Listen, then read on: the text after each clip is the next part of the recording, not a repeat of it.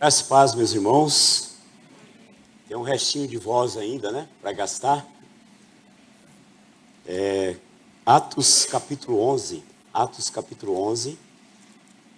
Nós estamos na sequência de igrejas no Novo Testamento. Nós falamos sobre Filipos, Tessalônica. E agora vamos falar sobre Antioquia. E é um tema, num momento muito especial, do envio da irmã Ieda. Ela não sabe, mas a minha igreja está em conferência missionária também. E tem alguns irmãos lá indignados porque eu não estou lá, né? Mas depois, na quarta-feira, eu apanho deles lá. Atos capítulo 11. Nós temos a igreja de Antioquia. A igreja que se tornou base missionária, de onde saíram os obreiros a Filipos, a Tessalônica, a Éfeso, a Galácia e a todo a Ásia Menor ali, plantando igrejas. Igreja de Antioquia.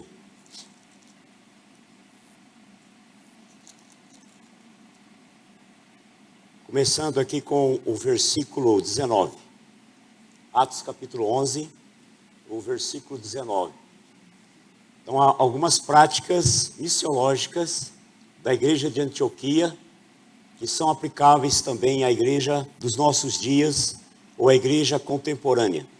Diz assim a palavra de Deus: Então os que foram dispersos por causa da tribulação que sobreveio a Estevão se espalharam até a Fenícia, Chipre e Antioquia, não anunciando a ninguém a palavra, senão somente aos judeus. Antioquia foi uma cidade muito importante. Depois de Jerusalém, destacou-se como um centro de missões, alcançando o mundo daquela época. E a palavra continua: a mão do Senhor estava com eles, e muitos, crendo, se converteram ao Senhor. A notícia a respeito deles chegou aos ouvidos da igreja que estava em Jerusalém, e enviaram Barnabé até Antioquia. Tendo ele chegado e vendo a graça de Deus, alegrou-se e exortava a todos a que com firmeza de coração permanecessem no Senhor, porque era homem bom, cheio do Espírito Santo e de fé, e muita gente se uniu ao Senhor. E partiu Barnabé para Tarso à procura de Saulo. Tendo encontrado, levou-o para Antioquia, e por todo o ano se reuniu naquela igreja e ensinaram numerosa multidão. Em Antioquia foram os cristãos foram os discípulos pela primeira vez chamados cristãos. Esse é o modelo que nós encontramos na igreja de Antioquia. Algumas práticas missionárias, missiológicas desta igreja para todos nós nos dias de hoje. A primeira evidência que nós encontramos aí, nessa expansão da igreja, que alguns da Fenícia, de Chipre, chegaram até Antioquia após a perseguição que se levantou após o apedrejamento de Estevão. Mesmo chegando até Antioquia da Síria, eles tinham um preconceito muito grande. Havia barreiras muito fortes ainda a serem vencidas. Havia barreira cultural, judeu. Como é que o judeu vai ter contato com o gentil? Havia uma barreira religiosa, quanto ao culto no templo, quanto ao culto pagão. Havia uma barreira racial. O judeu se julgava superior ao gentil. Ele olhava para o gentil como se não fosse nem um ser humano. E costumava se chamar o gentil de cães. Os cães ficam de fora. Então havia uma barreira muito grande a ser vencida, mas Antioquia da Síria era uma cidade muito importante. E ao chegarem àquela cidade, eles encontraram um desafio muito grande que estava diante deles.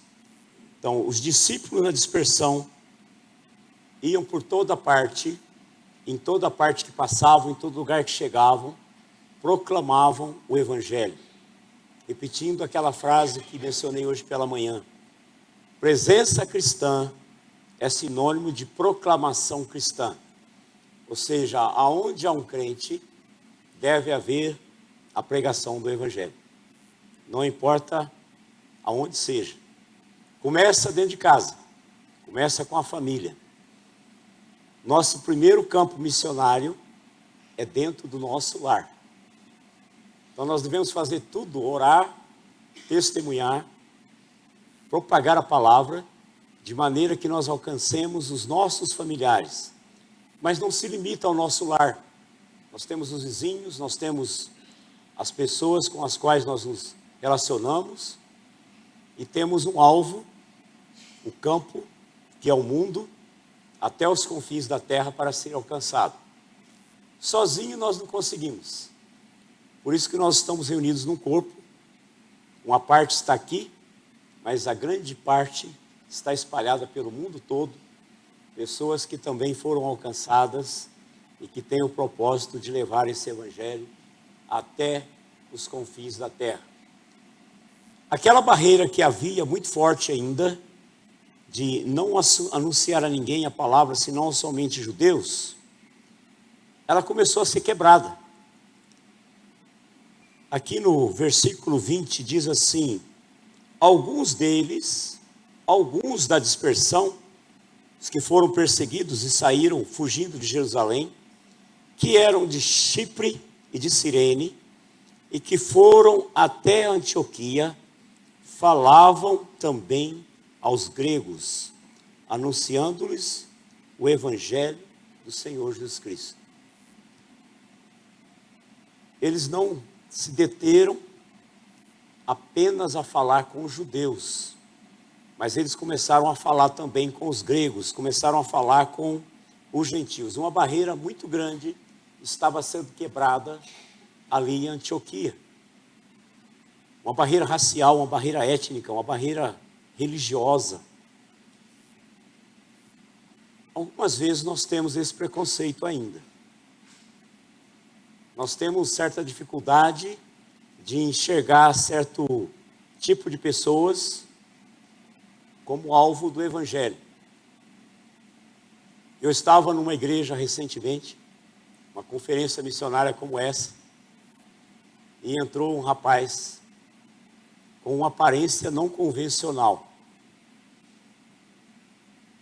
E ele entrou e assentou-se num determinado lugar, e pessoas que estavam ali, de repente saíram, e eu senti um desejo de sentar perto dele. Eu ia pregar naquela noite, mas tinha todo um tempo antes, e eu fui e sentei perto dele, comecei a conversar com ele. Aí ele começou a contar, né, que ele estava numa situação desesperadora, passando por umas dificuldades, e ele estava procurando solução. Ele disse assim: olha, é a segunda vez que eu venho nessa igreja, mas as pessoas parecem que me evitam, e elas olham para mim e pensam assim: essa pessoa veio procurar alguém para lhe dar dinheiro, e eu não quero dinheiro. Eu preciso, mas eu não quero dinheiro, eu quero alguém que tenha tempo para mim. Bom, conversamos um bom tempo. É uma pessoa bem esclarecida, estudada, que está agora na rua, até envolvido com drogas. Mas eu pude falar com ele, ele tinha um bom conhecimento da palavra de Deus, ele foi de uma família da Assembleia de Deus, o pai dele era um crente assíduo, que frequentava sempre a igreja, mas ele não quis aquilo, se desviou. E gastei um tempo com aquele rapaz ali, pude falar de Cristo para ele, e ele fez uma decisão. Depois, terminando, eu procurei um irmão, falei: agora eu quero deixar a responsabilidade de acompanhá-lo com você e com a igreja, porque eu vou embora. Ele perguntou onde eu morava, eu disse onde eu morava, ele falou, não, é muito longe, a gente não vai ter contato. Ele não tem celular, não tem nada. E eu tenho perguntado e tenho tido um contato com ele, tem alguém dando estudo para ele. Mas nós temos uma dificuldade muito grande quanto ao campo missionário. Às vezes nós estamos abertos para pensar no campo missionário na Índia. Nós estamos abertos para pensar no campo missionário em Cuba, ou Venezuela, ou Bolívia. E até oramos, e até contribuímos. E até nos animamos quando o missionário vem e fala da dificuldade, fala das vitórias. Aquilo parece que mexe com o nosso coração. Mas parece que quando a gente sai ali na rua, e nós cruzamos com pessoas que provavelmente não conhecem a Jesus como Salvador, nós temos uma dificuldade muito grande de que com criatividade procurar uma aproximação. Às vezes correndo risco. Às vezes correndo risco. Às vezes a aparência não é boa. Dá uma impressão que pode ser um bandido. Alguém querendo fazer o mal. Mas a minha experiência é que na maioria das vezes a impressão é errada. Não é isso que está naquela pessoa, maldade, mas alguém que está precisando de ouvir a palavra de Deus. Então não tem lógica, não tem nenhuma razão eu pensar que eu sou um missionário, ou estou envolvido em missões há muitos anos, mas eu não falo de Cristo. Não há como explicar uma igreja que se diz uma igreja missionária, que deseja ser uma igreja missionária, mas ela não se envolve com as pessoas que estão ao redor. Ela não vai até as vizinhanças. Ela não sai para evangelizar. Fica uma incoerência, né? Nós estamos orando e apoiando aqueles que vão lá longe, mas a igreja não está indo perto. Eu sei que essa igreja tem feito, acabei de ouvir aqui de um evangelismo, aproveitando o movimento do comércio no centro, e é exatamente isso que vocês precisam continuar fazendo. Deixar de lado as barreiras, preconceitos, as dificuldades pessoais, particulares, sociais, e estar pronto a anunciar o evangelho para todo aquele que precisa ouvir. Missões começa aqui nessa igreja, começa aqui nessa cidade, mas ela vai além, ela vai até os confins da terra. E essa igreja que iniciou em Antioquia, ela começou com alguns que não ligaram para toda aquela pressão judaica, aquela pressão preconceituosa quanto aos gentios, e alguns judeus que vieram até Antioquia, que eram de Chipre e Cirene, também falaram aos gregos, anunciando-lhes o evangelho do Senhor Jesus. Uma igreja missionária é uma igreja que proclama o evangelho. Ela prega o evangelho. Essa é a tarefa principal da igreja. Pregar o evangelho. Aproveitar todas as oportunidades que existem. Há relatos, há testemunhos até incríveis de como alguém foi alcançado com o evangelho. Eu lembro de um rapaz que disse que ele estava assistindo uma Copa do Mundo e aparecia lá alguém com uma placa no meio da torcida, de vez em quando a câmera mostrava John 4, né? E ele ficava pensando, o que tem ali, né? O outro lá, John 3,16. Aí ele falou, eu vou olhar na Bíblia, o que quer dizer isso? Aí ele foi lá olhar, aquilo chamou a atenção dele, e ele começou a procurar, buscar a verdade, e ele se converteu. Quem pensaria numa coisa dessa, né? Eu li uma vez num boletim da Sociedade Britânica, de um representante da Sociedade Bíblica Britânica, chamado Gaylord Cambarani. E ele foi ao Zimbábue. E lá no Zimbábue ele estava querendo vender um Novo Testamento na língua para uma pessoa de lá. E começou a conversar com um rapaz lá e disse assim: eu quero te vender esse Novo Testamento por um preço bem acessível, bem simbólico. Aquele homem falou assim: eu não quero comprar esse livro aí não, para que eu vou querer esse livro? Aí vendo que o homem não tinha interesse em comprar, ele disse assim: eu vou te dar esse livro então, para você ler. Ele disse: se você me der esse livro, eu vou fumar esse livro aí, eu vou fazer cigarro com ele. E para surpresa daquele homem, Cambarani concordou, falou: tá bom, você pode fumar esse Novo Testamento. Mas antes de fumar, você me promete que você vai ler cada um desses livros antes de fazer o cigarro. E aquele homem prometeu, pegou aquele livro e levou embora. Passaram-se os anos e Cambarani voltou para a Inglaterra. 10 anos depois ele voltou ao país do Zimbábue novamente para uma conferência de evangelistas e obreiros naquele local. Ele ia ter uma palavra naquela conferência, ele estava sentado lá à frente e houve um momento de testemunhos. Várias pessoas levantaram, deram seu testemunho de como estavam trabalhando para Deus e tudo mais. Aí levantou um senhor lá muito distinto e foi à frente e disse assim: aquele homem que está sentado ali, acho que ele não lembra mais de mim, mas eu nunca me esqueci dele. Alguns anos atrás ele veio aqui ao Zimbábue e ele queria me vender um Novo Testamento. Eu disse que eu não queria comprar. Aí ele quis me dar o Novo Testamento. Eu falei: se você me der, eu vou fumar.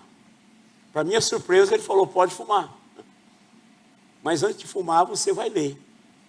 Eu levei aquele Novo Testamento para casa, fumei Mateus todinho, fumei Marcos todinho, fumei Lucas todinho, estava fumando João. Mas quando chegou em João 3,16, nunca mais fumei. Entreguei a minha vida a Jesus e hoje sou um evangelista de tempo integral. Que maneira esquisita, né? De alguém crer em Jesus Cristo, né? Maneira estranha. Como é que se pode pensar nisso, né? Eu conheci um rapaz, hoje ele é um pastor. Ele era alguém oriundo da Igreja Batista. Na adolescência desviou-se porque não era convertido. E estava lá no interior de São Paulo, Lindóia, num baile daqueles, né? De arrasta-pé, dançando lá. Estava dançando com a moça lá. De repente ele viu um folheto evangélico no chão do salão do baile, né? Igreja Batista, ele tinha, Romeu Godoy, o nome dele, sabia o que era, né? Aí terminou aquela dança lá, ele botou o pé em cima do folheto, né? Foi lá para um canto, né? Pegou o folheto disfarçado lá e abriu o folheto. Aquele folheto foi o start, o ponto inicial de retorno para a palavra de Deus. E aquele rapaz se converteu, de verdade agora, né? Ele foi um missionário nosso por um tempo e agora é um pastor. Um folheto. Agora, a pergunta é: quem é que perdeu aquele folheto lá no baile, né, pastor? Será que tinha um pastor dançando lá e caiu o folheto? Não sei, né? Mas bendito folheto, né? Alcançou o Romeu Godoy, né? Então, a gente não sabe qual terra é boa. A gente não tem ideia. Às vezes Deus está colocando uma terra boa à nossa frente, ao nosso alcance. Nós temos a boa semente e nós não lançamos a semente e perdemos a oportunidade.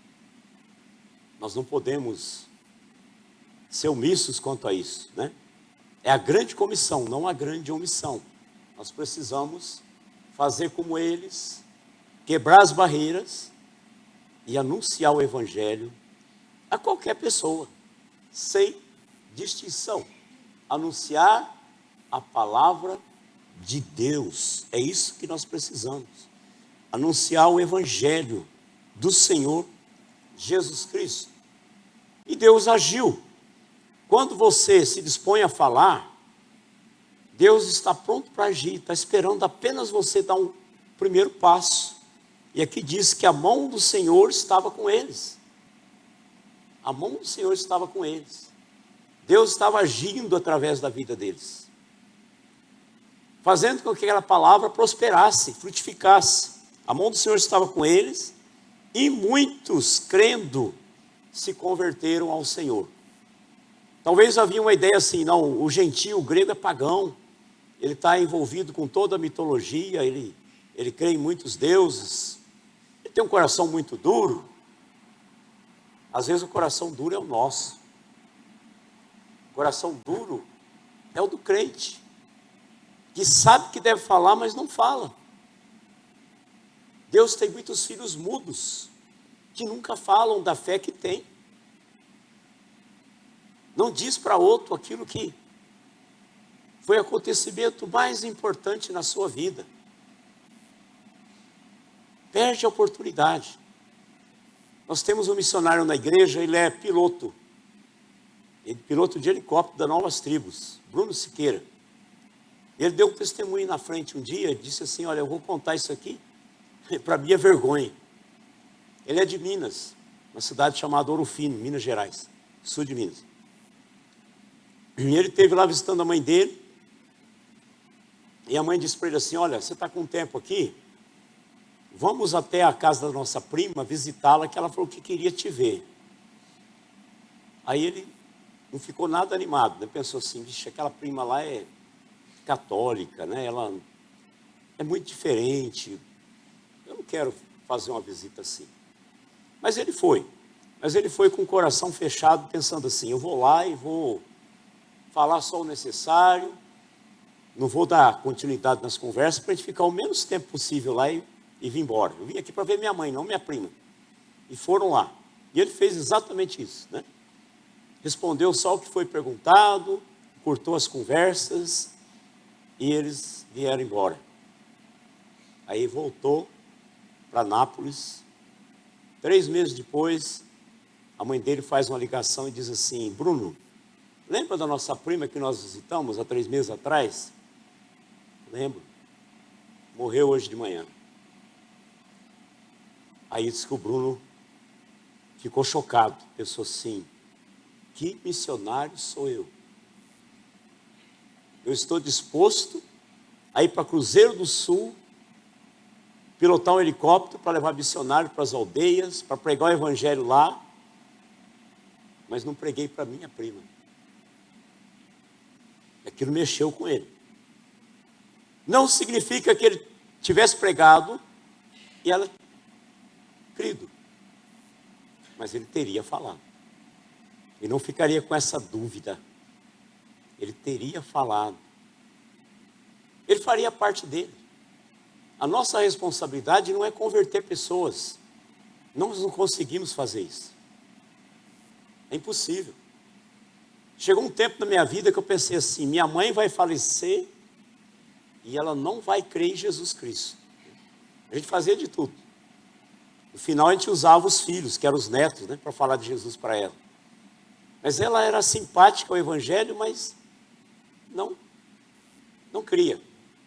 Aí eu pensei assim, a minha mãe é idosa, já tem 80 anos, minha sogra é muito amiga dela, eu vou dar um estudo para minha sogra, eu vou treinar minha sogra, nesse tempo que elas ficam fazendo pamonha junto, fazendo as coisas junto, minha sogra vai falar do evangelho para ela. Era uma última tentativa, e a gente orando. Todos os dias, mais de 30 anos orando pela conversão dela. Aí minha sogra começou a evangelização. Primeiro só falando, depois começaram a sentar para estudar a palavra de Deus.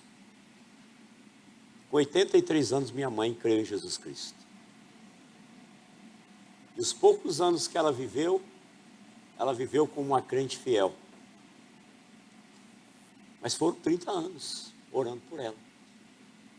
E se a gente desanimasse? E se a gente desistisse? Pensando, olha, todo esse tempo, né? A gente falando, pregando, dando testemunho, vivendo uma vida missionária, né? E ela até dizia, meu filho é pastor, meu filho é missionário, mas ela não queria nada. Né? Mas a palavra de Deus quebrou aquele coração. E um dia eu vou encontrar com ela. Porque para onde ela foi, eu irei também. Então nós precisamos pregar a palavra, porque Deus, a mão de Deus está com aquele que anuncia o Evangelho. Olha só os versos 22 e 23. A notícia a respeito deles chegou aos ouvidos da igreja que estava em Jerusalém, e enviaram Barnabé até a Antioquia. Uma visita ao campo missionário. Já visitou, pastor, o campo missionário? Coisa boa, né? Coisa boa. Quando alguém da igreja vai ao campo missionário, vê de perto o que está acontecendo ali. Às vezes, visualizar a dificuldade, mas às vezes, participar da vitória. Coisa maravilhosa, né? Ir ao campo missionário, uma visita. E Barnabé, enviado pela igreja de Jerusalém, eu acredito que da liderança da igreja, uma certa desconfiança, dizendo, vai ver lá esse grego que se converteu mesmo. Vai lá, porque esse negócio de grego se converter. Mas Barnabé era o filho da consolação, era aquele que animava. E no verso aqui 23, tendo ele chegado e vendo a graça de Deus, alegrou-se e exortava a todos os que com firmeza de coração permanecessem no Senhor. Então ele foi para acrescentar, ele foi para consolidar aquele trabalho que havia sido feito, a pessoa certa no momento certo. A diferença de Antioquia foi o fato dos gentios ouvirem o evangelho pela primeira vez. Houve uma quebra ali de uma tradição judaica muito forte. O verso 23 fala que ele exortava a todos que com firmeza de coração permanecessem no Senhor. Como é bom quando o obreiro que está no campo, ele recebe a visita do pastor, de alguém da igreja, pessoas que vêm lá e abraçam e dizem, você é meu irmão agora, fica firme no Senhor, você está no caminho certo, não desista. Isso é um encorajamento, isso é um ânimo, isso é o trabalho da igreja, a igreja abraçando, colocando o ombro do lado daquele que está começando a sua vida cristã, a sua carreira cristã. Eu tenho um grupo de adolescentes que eu estou discipulando mesmo, né? Não é sala de aula, é andar com eles. Levo eles para casa, alguns ficam em casa, dormem, a gente sai para o shopping para comer hambúrguer, ali na mesa do shopping é que sai todas aquelas coisas que não saem na igreja, né? Eles vão abrindo o coração, a gente vai trabalhando na vida deles. Tem um que disse assim, que quer morar comigo. Aí eu gostaria de morar. Eu falei, não, você é o único crente da casa, o teu lugar é na sua casa, para ganhar a sua família. Não adianta morar lá em casa que todo mundo já é convertido, você tem que ganhar a tua família na sua casa. Já estou trabalhando com ele, dando oportunidade para ele dar uns estudos, né? Então nós estamos caminhando junto, andando junto, porque eu entendo que é um encorajamento nessa fase da vida, de pessoas que se converteram há pouco tempo, de ficarem firmes na fé e não se desviarem. Nós precisamos ser pessoas que encorajem os outros a permanecerem na fé. E a ação do Espírito Santo e a fé de Barnabé encorajou outros a irem a Cristo. Verso 24 diz assim, porque era um homem bom, cheio do Espírito Santo e de fé, e muita gente se uniu ao Senhor. Há pessoas que acrescentam, há pessoas que chegam a um determinado lugar e se tornam bênção. O trabalho flui. Pessoas querem se unir ao Senhor por causa do ministério daquela pessoa, da vida daquela pessoa. Barnabé era alguém assim, um missionário que tinha um dom de exortação, um dom de encorajamento, de levantar as pessoas, de firmar as pessoas no caminho. É a igreja trabalhando, a igreja agindo, cada um usando o seu dom, fazendo a sua parte, para que o evangelho avance em direção aos perdidos. Versos 25 e 26. Quando Barnabé viu a graça de Deus, e aqui diz que ele era homem bom, cheio do Espírito Santo de fé, ele foi para Tarso à procura de Saulo. Muita gente se convertendo. Ele pensou assim: é muito trabalho, tem que discipular esse pessoal aqui. Eu sozinho não consigo, eu vou buscar ajuda. E ele foi para Tarso e foi buscar Paulo, aqui ainda chamado de Saulo. Tendo-o encontrado, levou-o para Antioquia e por todo um ano se reuniu naquela igreja e ensinaram numerosa multidão. Já pensou? Um curso bíblico intensivo de um ano com Barnabé e com Paulo. Eu queria estar matriculado nesse curso. Um ano ouvindo Barnabé e Paulo. Uma igreja missionária é uma igreja que prega o evangelho. Mas uma igreja missionária é uma igreja que discipula. Uma igreja que ensina os seus membros. Consolida aquele que creu. E tal foi o ensino, tal foi o discipulado, que o verso termina dizendo o seguinte: em Antioquia, os discípulos de Jesus, que eram chamados do caminho, pela primeira vez foram chamados de cristãos. Por que será? Porque se pareciam com Cristo. Um ensino bíblico consistente produz naquele que ouve o caráter de Cristo. Ele se torna parecido com Cristo. Passaram a chamá-lo de cristãos e não mais aqueles do caminho, seguidores do Nazareno, mas pequenos cristos. Pequenos cristos. Pessoas que têm a semelhança de Cristo em sua vida. Naqueles dias desceram alguns profetas de Jerusalém para Antioquia e apresentando-se um deles chamado Ágabo, dava a entender pelo Espírito que estava para vir grande fome para todo o mundo, a qual veio nos dias de Cláudio. Os discípulos, cada um conforme as suas posses, resolveram enviar socorro aos irmãos que moravam na Judéia. Então, aqueles que foram chamados pela primeira vez cristãos, manifestaram o caráter de Cristo. Compaixão, solidariedade. Uma igreja missionária é uma igreja que prega o evangelho, uma igreja que discipula, ensina os convertidos, e é uma igreja solidária. Quando souberam da necessidade dos irmãos na Judéia, juntaram as ofertas, as coletas, e enviaram, cada um conforme as suas posses, enviaram socorro aos irmãos que moravam na Judéia, e fizeram através dos presbíteros por intermédio de Barnabé e Saulo. Prega o evangelho, ensina a palavra, discipula e demonstra solidariedade com a necessidade do próximo. Foi isso que fizeram. Agora é claro que existe uma característica ainda nessa igreja missionária, que é uma característica que evidencia que aquela igreja é missionária. E nós vamos avançar um pouco agora. Aqui não avançou não. Se alguém pode mudar aí.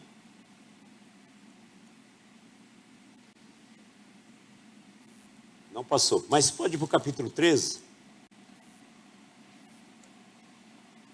Capítulo 13, nós temos a quarta característica de uma igreja missionária. E é o tema aqui, olha lá, agora sim. Atos 13, de 1 a 3. Hoje nós estamos numa noite de envio, nós estamos falando de uma igreja Antioquia que envia, estamos falando de uma igreja cristã evangélica em São José dos Campos que também envia. Havia na igreja de Antioquia profetas e mestres, Barnabé, Simeão por sobrenome Níger, Lúcio de Cirene, Manaém, Colasso de Herodes, o tetrarca e Saulo. Notem o que diz o verso 2. Servindo eles ao Senhor. Estavam trabalhando para Deus, jejuando para saber qual é a vontade de Deus.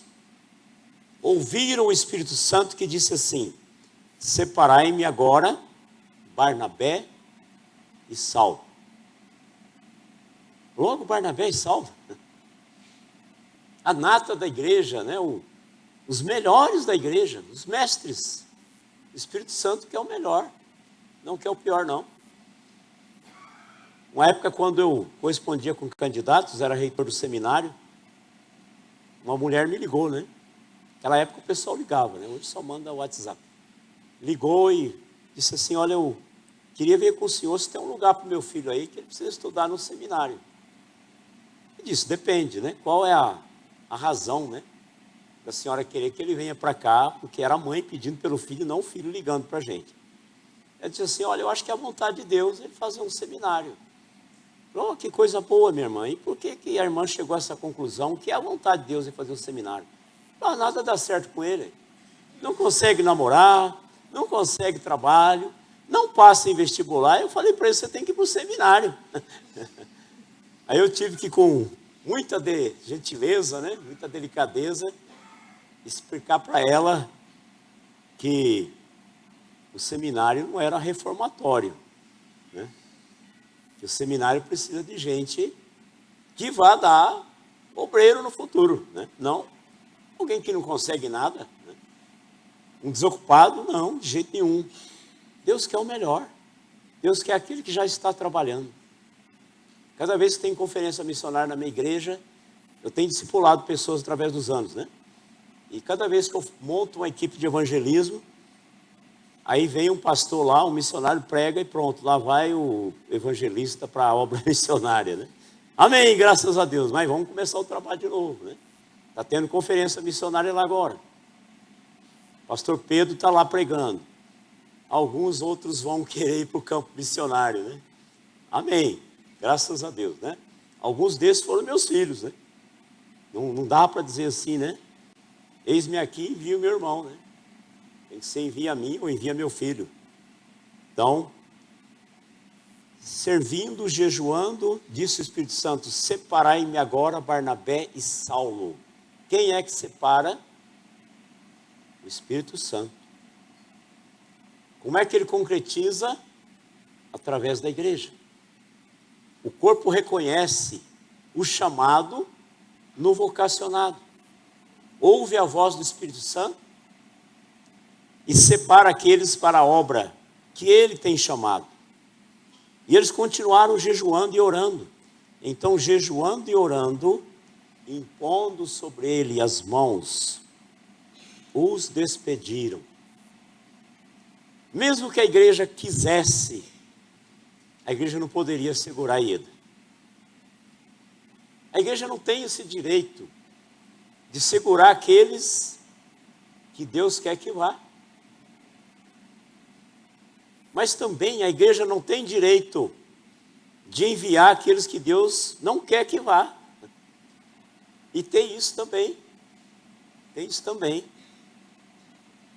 Aqueles que o Espírito Santo separou para ir, a igreja tem que enviar. A igreja não pode abortar o chamado na vida de alguém. Ela, em oração, uma avaliação séria, através do relacionamento, conhecimento, ela vai impor as mãos. O impor as mãos significa assim: nós estamos indo juntos. Você vai, mas você não irá sozinha. Nós estamos indo junto. Você será a igreja de São José dos Campos lá nos Quilombolas, lá em Mirandiba, em qualquer outro lugar que você passar. A igreja estará lá, na pessoa da Ieda. Mas aqueles que ficaram, ela mostrou aquele gráfico, né? Aqueles que estão segurando as cordas. Uma vez eu, conversando com um missionário, estava decepcionado com a igreja. Chegou um pastor lá, viu um montante de dinheiro que ia para missões, e falou: rapaz, que é isso? Isso aqui aplicado vai dar muito dinheiro para a igreja. Passou o facão. Aí eu conversando com aquele missionário, né? Aí ele estava frustrado mesmo. Aí eu falei assim: mas não tem ninguém segurando as cordas lá na igreja? Ninguém. Ele falou: pastor, não tem nem corda mais. Levaram a corda. Nem corda tem mais. Roubaram até a corda. Irmãos, aquela igreja tinha uns 600 membros. Dá dó de ir lá agora. Se tiver uns 60 é muito. Foi uma igreja muito missionária. Mas entrou por um caminho que Deus não podia andar mais com eles. Impondo sobre ele as mãos, os despediram. Separar e enviar. Esse é o papel da igreja. Uma igreja missionária é uma igreja que envia missionário. Dela mesmo. Ela não pode ser uma terceirizada, né? A gente tem missionários que são de outras igrejas, mas não podemos contentar com isso. Sempre terceirizado, né? Sempre prestando missionário dos outros, né? Como é precioso, como é tão abençoador de ver uma pessoa que cresceu na igreja, viveu a vida da igreja, trabalhou na igreja, e de repente ela vai para o campo. A igreja sente que ela está indo. A igreja sente que nós estamos indo. E hoje à noite vai se repetir essa história tão bonita. E nós vamos ter o privilégio de juntos aqui como igreja local, São Cristã Evangélica, e SEB, ver uma irmã tão preciosa, uma das nossas, indo para o campo missionário. Uma parte de nós está indo junto, né? E a gente se alegra com isso. Amém? Deus os abençoe. Pastor.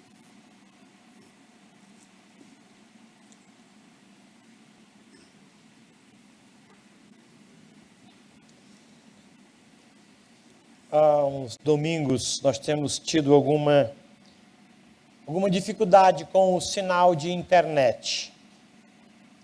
E há uma equipe trabalhando por isso. Os irmãos que estão em casa, em viagem, ou que moram fora do país, nos perdoe esse deslize. Por favor, tenha um pouco de paciência. A equipe do Ministério de Comunicação está trabalhando. Hoje caiu algumas vezes o sinal. Eu estou acompanhando para ver o que a gente pode fazer.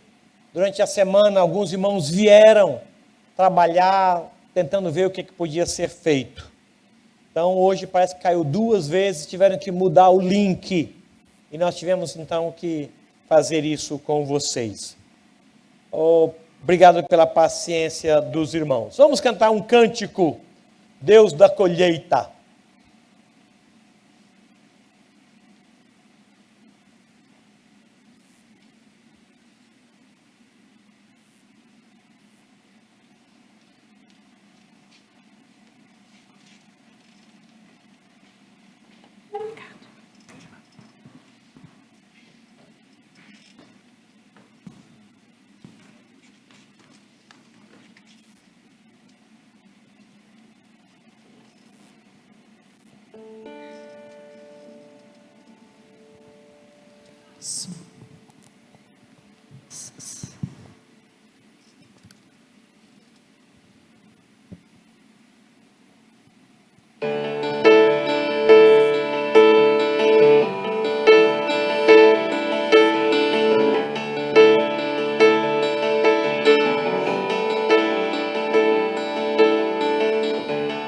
Vede os campos prontos para ceifar.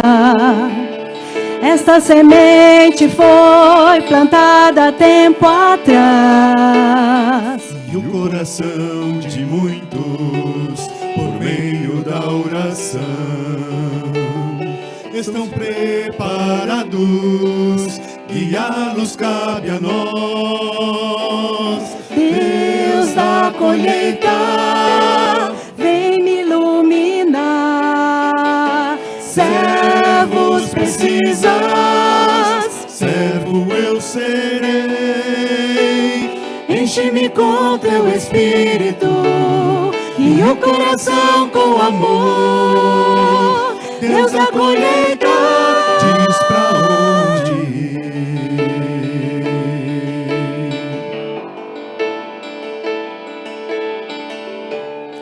passa o tempo pra volta.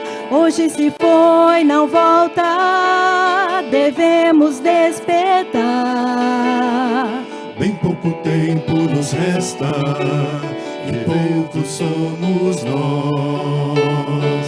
Olha o mundo e tu verás o quanto há por fazer. Deus da colheita, vem me iluminar. Servos precisas, Servo eu serei. enche-me com tua graça e o coração com amor.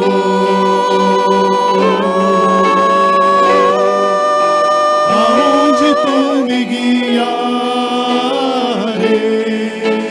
Deus da colheita,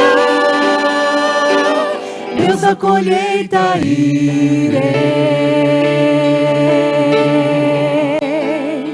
Deus da colheita, irei.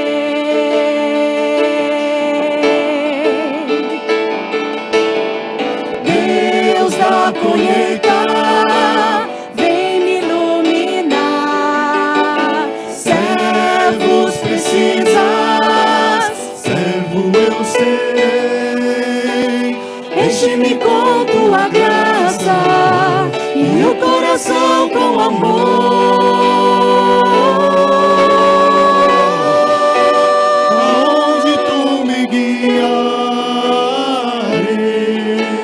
Deus da colheita, Deus da colheita irei. Deus da colheita, irei.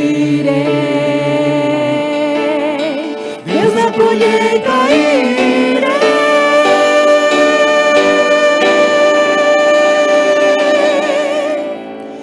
Quero ser um discípulo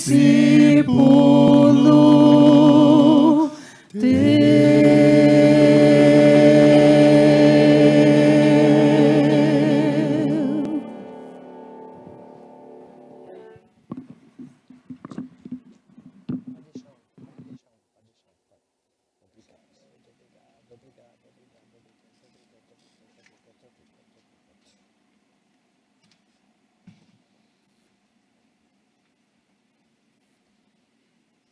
O culto de hoje, a palavra e tudo o que aconteceu, ele tende a nos despertar para o grande compromisso que a igreja tem de ir.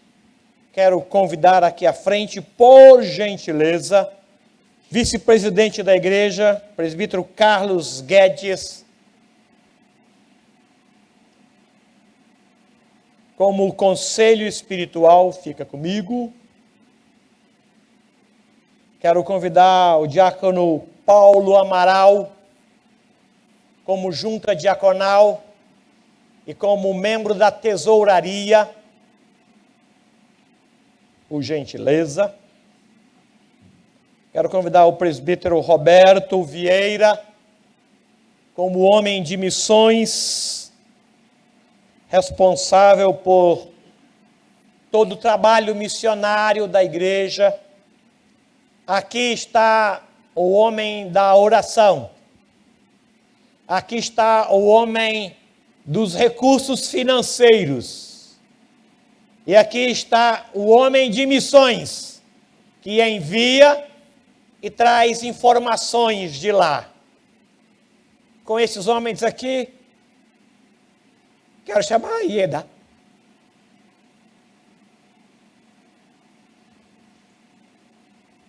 Quem vai enviar você, Ieda, é toda a igreja. Na representação, pode ficar em qualquer lugar aqui. Na representação desses homens que aqui estão. Obrigado. O que vai orar como presbítero, como vice-presidente da igreja, como aquele que vai enviar recursos financeiros na pessoa do tesoureiro, diácono Paulo, e como aquele que vai trazer notícias e vai enviar notícias na pessoa do presbítero Roberto. 3 homens. Eu queria chamar a sua mãe e o seu irmão que estão aqui, não para que sejam enviados, mas para que confirme esse envio. E nós vamos orar.